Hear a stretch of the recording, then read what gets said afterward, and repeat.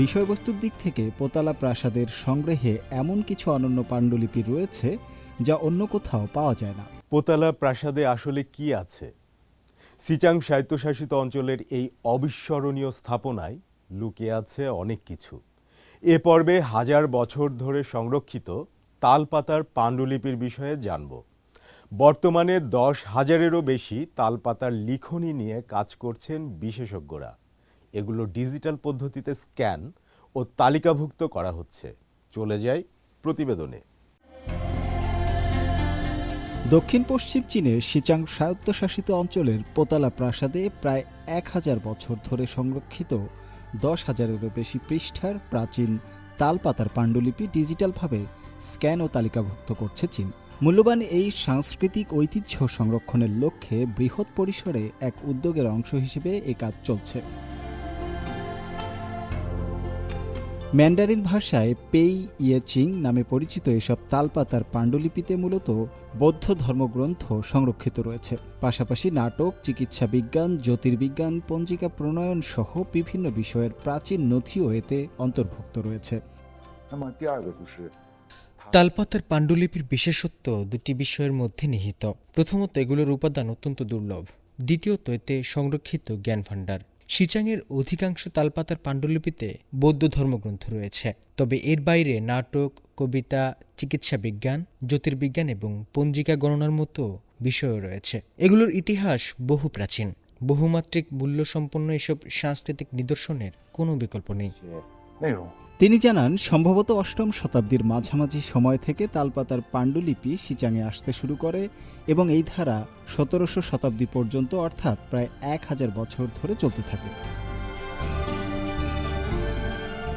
বিষয়বস্তুর দিক থেকে পোতালা প্রাসাদের সংগ্রহে এমন কিছু অনন্য পাণ্ডুলিপি রয়েছে যা অন্য কোথাও পাওয়া যায় না। উদাহরণ হিসেবে বৌদ্ধ যুক্তিবিদ্যার কিছু নব আবিষ্কৃত গ্রন্থ, যেমন মাধ্যম সূত্র এবং হেতুবিদ্যা সংক্রান্ত কিছু অংশ উল্লেখ করা যায়। এগুলোর কিছু সম্ভবত কাংরু বা তেঙ্গুরে অনুদিত হয়নি। এসব পাণ্ডুলিপি সংশ্লিষ্ট গ্রন্থ ব্যাখ্যার ক্ষেত্রে অমূল্য। সিচাংয়ে বিপুল সংখ্যক গুরুত্বপূর্ণ তালপাতার পাণ্ডুলিপি সংরক্ষিত রয়েছে।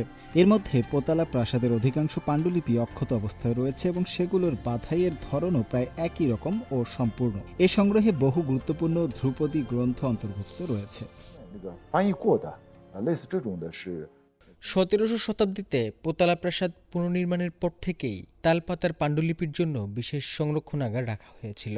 সে সময়ের নিয়ম অনুযায়ী প্রতিটি পাণ্ডুলিপির জন্য আলাদা কাঠের পাট, সংরক্ষণ বাক্স এবং কাপড়ে মোড়ানোর ব্যবস্থাও ছিল।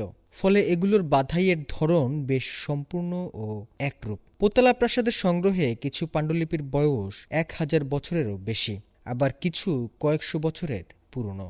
অধিকাংশই এখনও ভালোভাবে সংরক্ষিত রয়েছে। তিনি আরও জানান, পোতালা প্রাসাদের তালপাতার পাণ্ডুলিপি গবেষণা কেন্দ্র মূলত দুটি প্রধান কাজ করছে। প্রথমত, 10,000-এরও বেশি পৃষ্ঠার প্রতিটি পাণ্ডুলিপির পৃষ্ঠা ধরে গণনা, তথ্য লিপিবদ্ধ এবং তালিকাভুক্ত করা হয়েছে।